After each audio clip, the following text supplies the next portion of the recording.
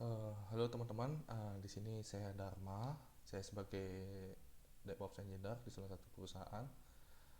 Di sini saya akan mencoba sedikit sharing terkait apa saja sih yang dilakukan nanti dalam proses CI/CD nanti.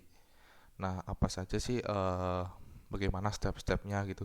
Nah, jadi di sini saya akan sedikit menjelaskan terkait flow atau proses dari project pribadi, bisa bilang project pribadi untuk melakukan CI/CD tersebut. Nah, sini saya mulai dari flow-nya.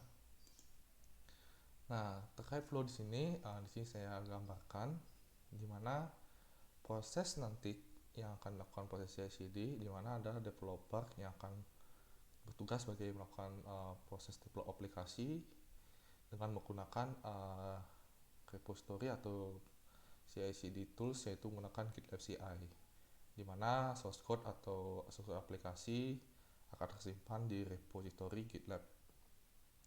Nah, untuk flow-nya sendiri di sini ada dibagi dua. Ini kenapa saya pisahkan.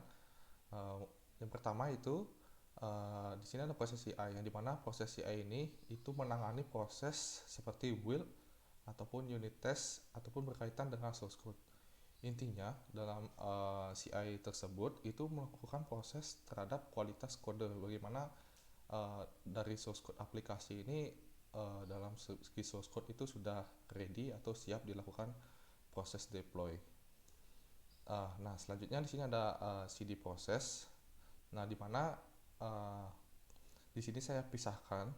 Nah, dalam proses CI/CD nanti, dalam proses CI ini dan CD ini akan dipisahkan melalui repository, yang dimana nanti GitOps sendiri atau CI/CD atau continuous deployment sendiri akan melakukan proses deploy-nya terhadap changes yang ada di Helm chart GitOps repo nanti. Kurang lebih begitu. Nanti deploy aplikasi sendiri, kita akan mencoba mendeploy ke kedua environment. Yang pertama itu environment development atau bisa disebut staging. Nah, mungkin ada environment prod ataupun production. Nah, saya sedikit infokan terkait deploy nanti. Nah, di sini untuk terkait deploy environment ke dev sendiri itu akan otomatis melakukan trigger ke proses CI/CD nanti. Nah, jadi prosesnya itu tidak akan memerlukan interaksi manusia atau human interaction untuk proses deploy nanti. Nah, terkait port ini di sini saya setting nanti akan melakukan proses manual interaction. Jadi tidak pure otomatis dilakukan proses deploy nanti. Nah, untuk controllernya atau proses deploy nanti akan dikerjakan oleh proses Argo CD sendiri. Nah, dimana ini bisa dibilang untuk deployment aplikasinya dibantu oleh Argo CD, dan akan dideploy aplikasi itu ke proses ke Amazon EKS atau Kubernetes cluster kita. Nah, di dalam kesatuan ini, dalam proses CI dan CD tersebut itu berjalan di runner, di mana runner ini bertugas sebagai memerintahkan proses job-job apa saja yang akan dijalankan di GitLab nanti, entah itu job build atau unit test atau job deploy begitu. Nah, kurang lebih begitu. Nanti implementasinya nanti saya jelaskan selanjutnya. Akan saya jelaskan mungkin sedikit tentang GitOps sendiri. Nah, di sini saya mengambil referensi dari gitops.tech. Nah, GitOps sendiri ini yang saya jelaskan tadi juga akan proses mengimplementasikan deployment aplikasi atau continuous development. Nah, di mana GitOps ini sangat berfungsi untuk proses centralized dari ketika kita mendeploykan aplikasi. Jadi semua environment yang ada di cluster atau di server itu konfigurasinya akan tersimpan di Git. Jadi kita akan memudah untuk melakukan tracking. Jadi ada misalnya ada proses pengupdatean, kalau Kubernetes itu kan base-nya on YAML. Jadi kita tahu jadi siapa saja sih yang melakukan perubahan di dalam aplikasi atau file YAML tersebut. Jadi kita mudah untuk trackingnya. Nah kalau begitu, nah untuk flow-nya sendiri, nah ini kita nanti kurang lebih seperti ini nanti dalam proses GitOps-nya itu. Nah di sini kan ada aplikasi repository. Nah di sini akan melakukan trigger build pipeline. Nah kurang lebih seperti topologi yang tadi saya jelaskan itu. Nah ini kan jadinya ini terpisah. Jadi aplikasi repository dan ada environment repository. Nah di sini environment repository ini yang dimaksud mungkin adalah Helm chart sendiri. Nah di sini dalam proses build aplikasi dia akan melakukan push ke registry atau Docker Hub ataupun container atau registry lainnya. Nah dimana ketika sudah di-push, jadi akan melakukan update environment repository. Nah di sini environment repository ini bisa disebut sebagai desired states. Nah sedangkan operator sendiri ini merupakan dari tools yang bisa disebut tadi Argo CD-nya, di mana Argo CD ini akan melakukan observasi terhadap yang ada di desired states, apakah yang dilakukan di proses deployment-nya. Nah, di sini saya terangkan di sini adalah environment repository ini bukan desired states, dan di sini adalah actual states-nya. Nah, jadi operator sendiri akan melakukan proses pencocokan dari desired states dan actual states. Nah, otomatis yang ada di repository nanti harusnya sama dengan yang ada di actual state atau di deployment state-nya nanti. Kurang lebih begitu. Jadi CD ini sangat penting agar sesuai dengan yang ada di environment repository dengan deployment-nya nanti. Kurang lebih begitu.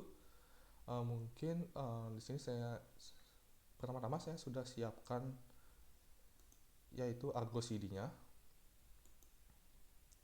Nah, di sini saya Argo CD ini saya install menggunakan Helm chart. Nah, prosesnya install tersebut sendiri saya menggunakan kurang lebih perintah seperti ini. Yang pertama itu membuatkan namespace yaitu Argo CD. Yang kedua itu menambahkan repository, lalu install. Di sini saya menggunakan load balancer yang dari AWS-nya sendiri. Dan selanjutnya mendapatkan password dari Helm chart atau mendapatkan password dari untuk login ke Argo CD-nya. Kurang lebih seperti ini. Nah, yang pertama dilakukan mungkin kita akan melakukan integrasi repository yang ada di repo GitLab kita. Nah ini merupakan Helm chart-nya. Nah, Helm chart sendiri merupakan templating atau proses untuk manifest terhadap Kubernetes. Nah, sini kita akan deploy aplikasi based on Kubernetes. Nah, repo-nya sendiri di sini ada bernama Helm chart-app yang akan kita integrasikan ke Argo CD.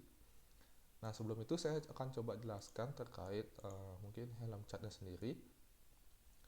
Nah, Helm chart sendiri kita akan ada dua template di mana ada deployment, service account, dan ingress. Nah, ingress ini kita tidak gunakan, jadi biarkan saja.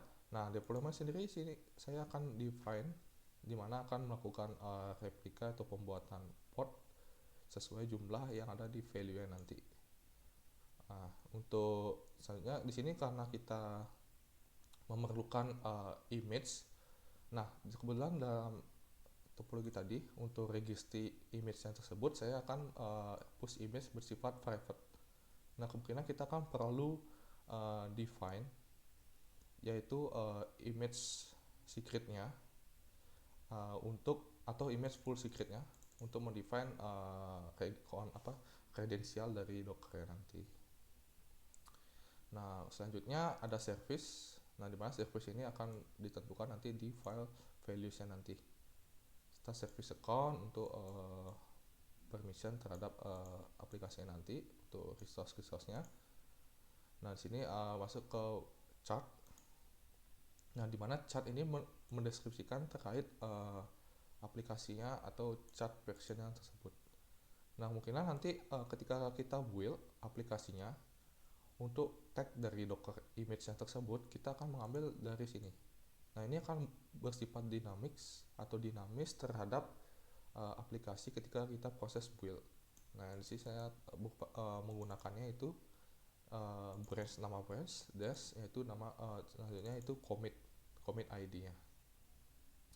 Nah, di sini ada values, di mana values ini merupakan value yang akan kita define terhadap template yang tadi sudah kita buat. Nah, di sini saya contohnya itu replika account, jadi deployment akan meng-create jumlah 3 port itu. Kemudian image repository-nya misalnya saya define namanya wapp dan akan melakukan update selalu ke image yang terbaru.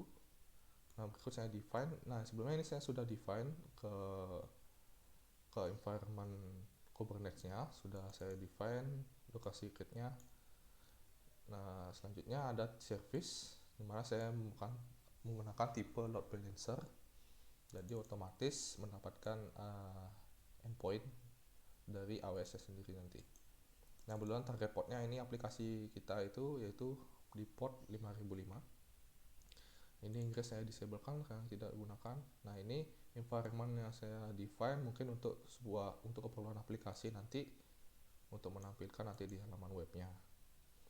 Nah, kurang lebih begitu untuk Helm Chart. Mungkin saya coba untuk integrasikan.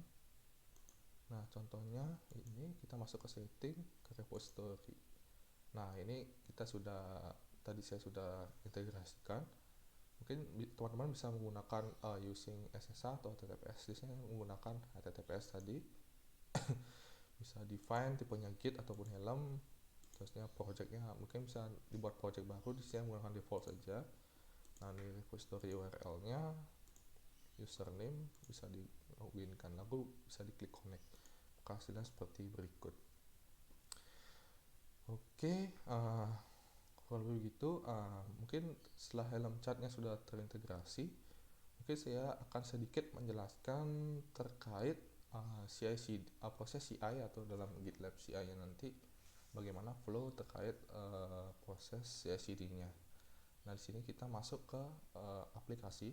Nah, di sini aplikasinya ini saya buat itu based on Dockerize, atau di sini juga bahasa pemrogramannya itu Python. Dan kemungkinan aplikasinya nanti akan menampilkan data, nama namespace, port name, IP, dan .name-nya sendiri. Kurang lebih begitu. Nah, berikut Docker file-nya. Kurang lebih seperti ini. Base Python Alpine. Nah, di sini yang paling penting adalah .gitlab-ci.yaml. Nah, di mana ini merupakan pipeline dalam proses CI/CD nanti. Mungkin kalau teman-teman pakai Jenkins bisa ada namanya Jenkins, kurang lebih begitu. Nah, di sini ada stage. Nah, di mana stage sendiri adalah jumlah proses job yang akan dijalankan nanti, di mana ada job build dan ada job deploy. Nah, berikut variabelnya ya, sini saya define untuk repository. Ini saya define untuk repository Helm Chart-nya sendiri. Dan ini merupakan tag yang saya sudah jelaskan tadi di chart version-nya. Ini menamakan nama branch-nya dan commit ID-nya. Dan berikut repository yang akan di-push untuk ke registry Docker Hub-nya nanti. Nah, selanjutnya ada build image. Nah, di mana build image ini akan menjalankan Docker build dalam aplikasi, di mana artifaknya nanti akan berupa image. Nah, dan akan di-push ke Docker registry. Dan dia akan berjalan, pipeline ini akan berjalan berdasarkan branch, yaitu main atau biasanya master gitu. Nah, selanjutnya deploy app. Nah, di mana deploy app ini akan melakukan proses deployment aplikasi atau pengupdatean terhadap version dari chart.yaml tersebut. Nah, kurang lebih akan melakukan update dalam file ini. Dia akan melakukan clone terlebih dahulu terhadap repository Helm Chart. Nah, dia akan melakukan update berdasarkan tag yang di-define. Nah, ini. dan akan mengupdate ke suatu file chartnya tersebut.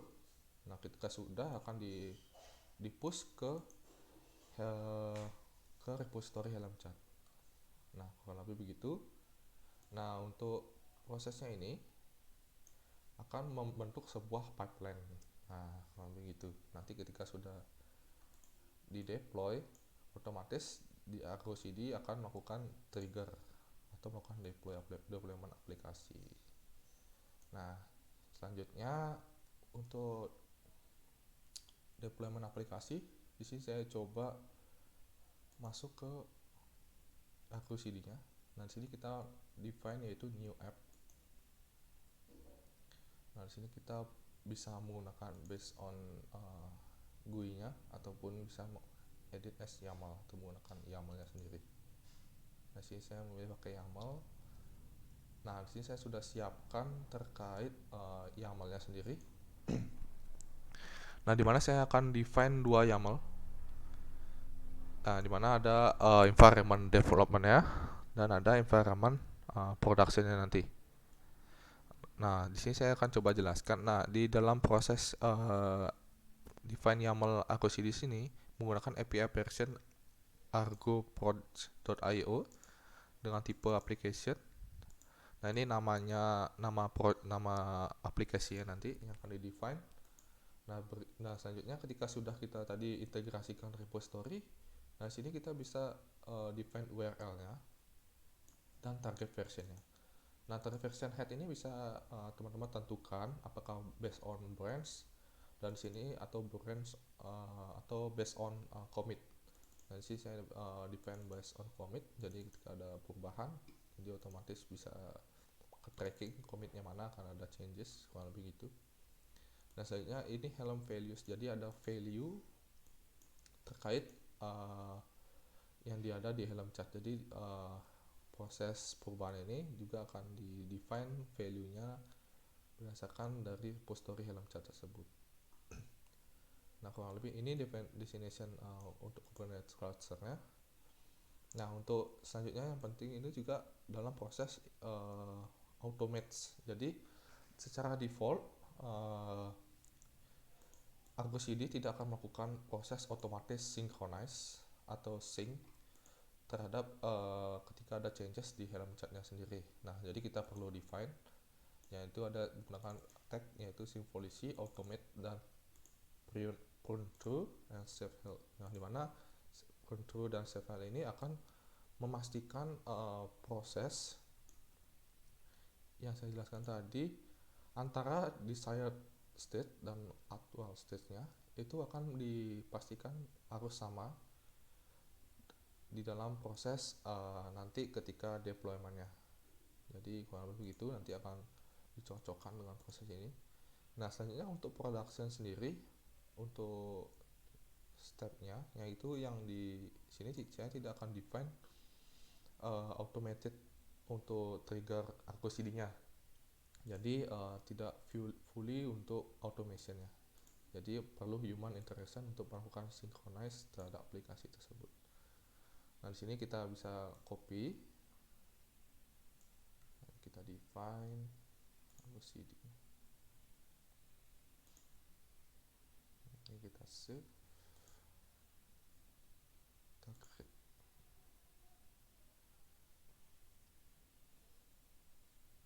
Nah, ini otomatis akan melakukan proses synchronize. Nah, ketika sudah, ini ada status healthy, jadi sudah ready. Nah, di sini ada kurang lebih bisa terlihat topologinya. Nah, di sini ada nama application-nya, web app dev, di mana ada deployment-nya, ada security service account atau kurang lebih ada seperti replika set atau dan port-nya. Nah, di sini saya define tadi jumlahnya 3 port. Nah, kurang lebih ada hasilnya seperti ini, 3 port. Dan juga kita bisa melihat perubahan status dari GitLab-nya sendiri. Nah, di sini ada commit-nya sendiri, ada head. Nah, ini kita bisa klik. Nah, kita bisa nge-tracking, wah ini ada perubahan nih dari image sekian akan diganti menjadi image sekian. Kurang lebih begitu nanti prosesnya. Kurang lebih begitu. Nah, keuntungannya lagi di sini juga bisa melakukan rollback terhadap aplikasi. Jadi kita bisa melakukan redeploy untuk membalikan versi sebelumnya. Nah, ini yang web app dev. Nah, selanjutnya kita coba buat yang untuk productionnya.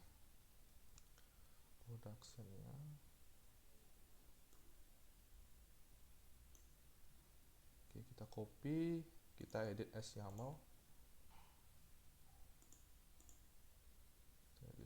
Kita save,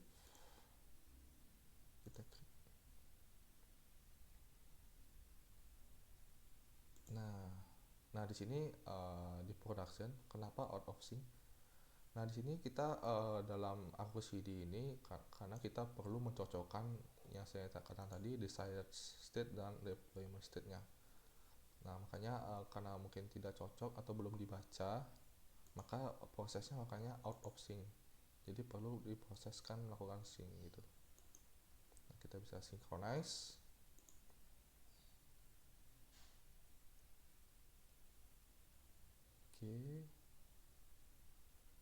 Oke, sudah synchronize. Mungkin kita bisa coba cek aplikasinya.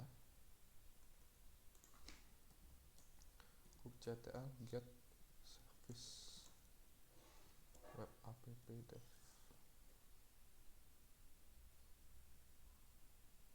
Oke, kita sudah dapat endpoint aplikasinya. Nah ini untuk development, untuk devnya.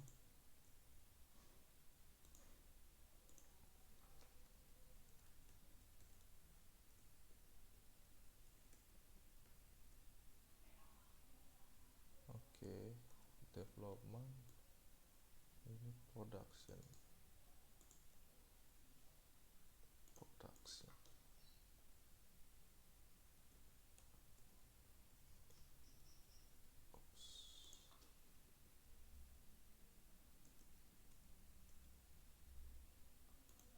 Oke, ini untuk devnya. Untuk production.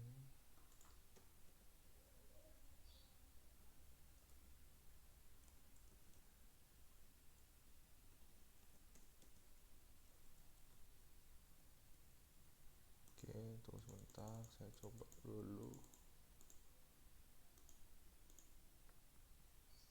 Nah di sini sudah ada informasi ya terkait portnya. Di sini ada namespace-nya, web app dev, serta name IP-nya atau node cluster-nya, ada port name-nya dan port IP-nya. Kurang lebih seperti itu nanti prosesnya. Nah ini masih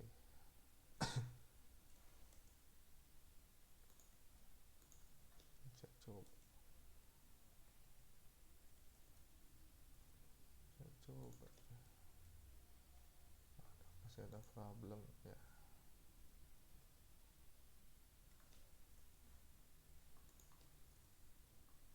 Oke, mungkin nanti kita coba cek untuk problemnya sendiri itu. Oke, port, kita coba cek portnya apakah udah jalan running. Oke, udah running portnya. Kita coba cek get.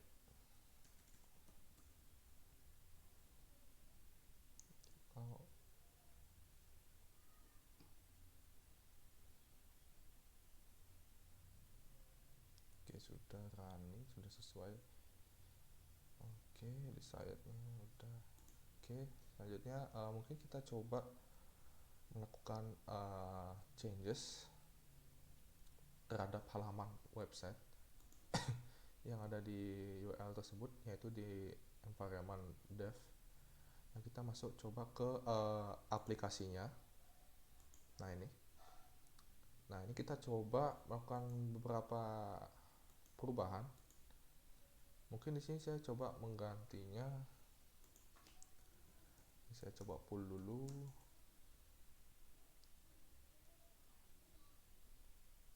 Oke, di sini saya coba update. Selamat datang di Kubernetes Indonesia.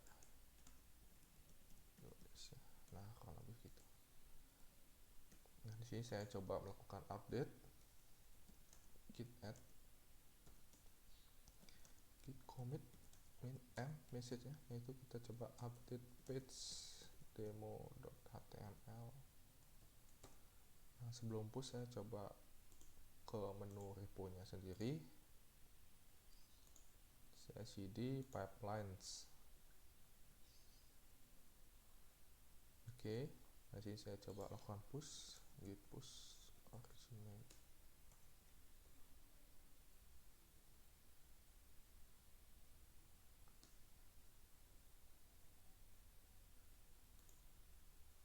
Sambil yang ini tadi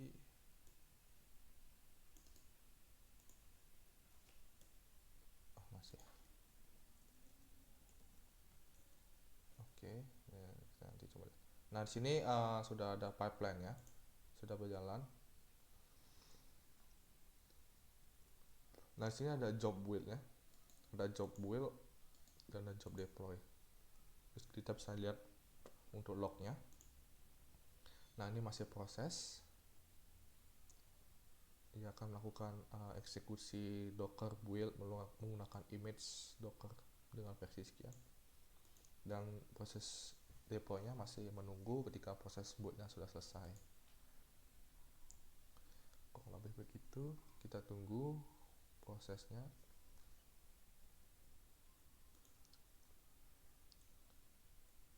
Ini masih belum ya.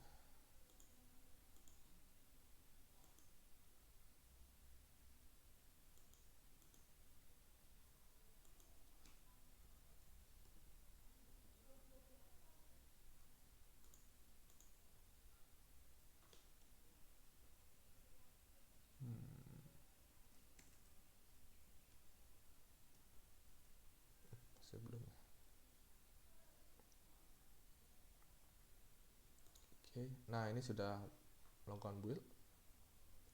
Jadi dia akan melakukan build aplikasinya, melakukan update, lalu melakukan push dengan tagnya, dengan tag docker build. Nah ini web app main 811c1. Mungkin bisa cek di docker hub saya. Kita refresh.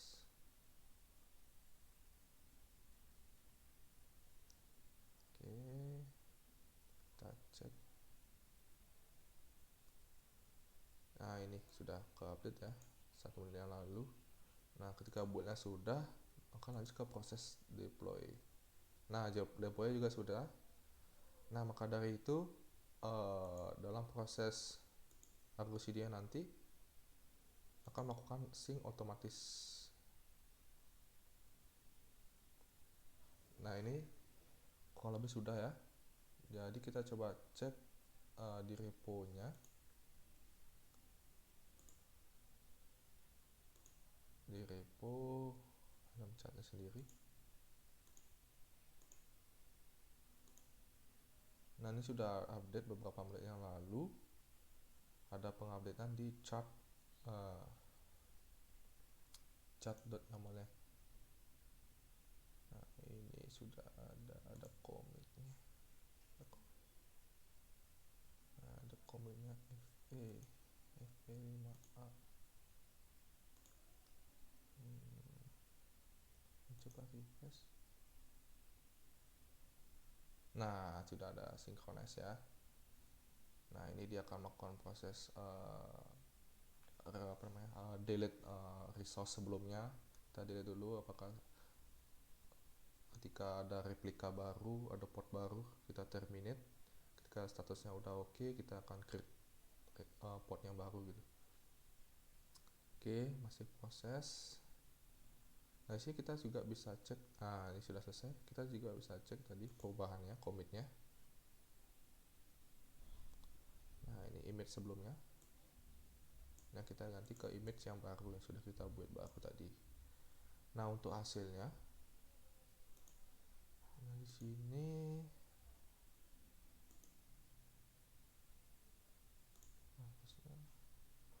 harusnya di sini out of sync ya, karena di proses desired state yang di production itu berbeda dengan yang di actualsnya, makanya dia prosesnya itu, makanya statusnya itu out of sync.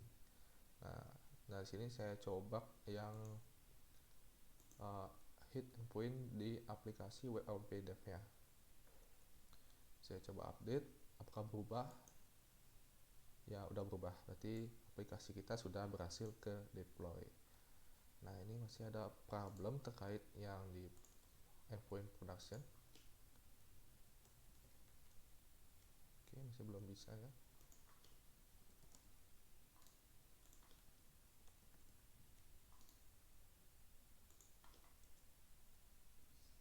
Oke, mungkin kita bisa cek di sini ya. Mungkin karena ada kendala di browser mungkin. Coba kita pakai browser lain.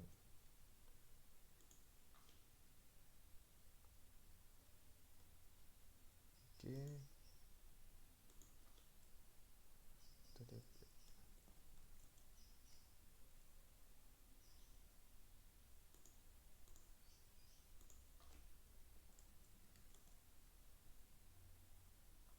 Nah, ini yang production.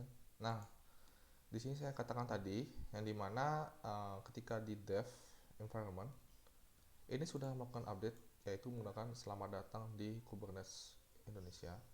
Sedangkan yang di production belum. Nah, di sini kita di production sendiri perlu namanya manual interaction. Jadi tidak sepenuhnya di production itu fully automatic. Jadi kita perlu melakukan pengecekan terlebih dahulu. Mungkin dari tim developer mungkin melakukan cek di staging apakah sudah oke. Nah, ketika sudah oke, mungkin dari teman-teman mungkin bisa melakukan proses synchronize. Nah, synchronize, synchronize. Oke, tunggu prosesnya.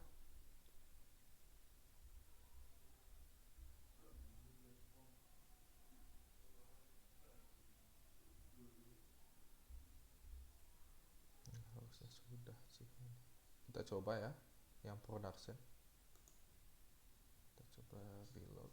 Nah, kita berarti sudah aplikasi production sudah berhasil ke deploy, kurang lebih begitu. Nah, ini juga bisa melakukan rollback kurang lebih. Mungkin kita coba ya terkait rollbacknya. Oke, kita coba tunggu dulu. Oke, mungkin dalam kita ingin perlu dalam studi kasus dalam aplikasi, mungkin kita perlu ke versi sebelumnya. Mungkin dalam versi yang sudah latest itu mungkin ada sedikit crash dari aplikasi, kita perlu cepat-cepat untuk proses rollback. Mungkin kita coba ini rollback. Jadi versi sebelumnya itu yang ini, yang sekarang. Jadi kita coba update ke versi sebelumnya. Harusnya yang ini, proses ini akan berubah ya ke versi sebelumnya. Bukan selamat datang lagi. Coba ini rollback. Kita oke. Oke, kita rollback.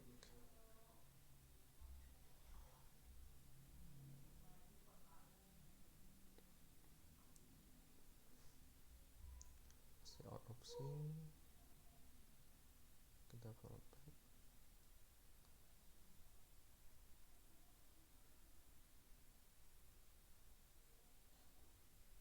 Oke, sudah ke rollback ya. Mungkin versinya sudah ke rollback.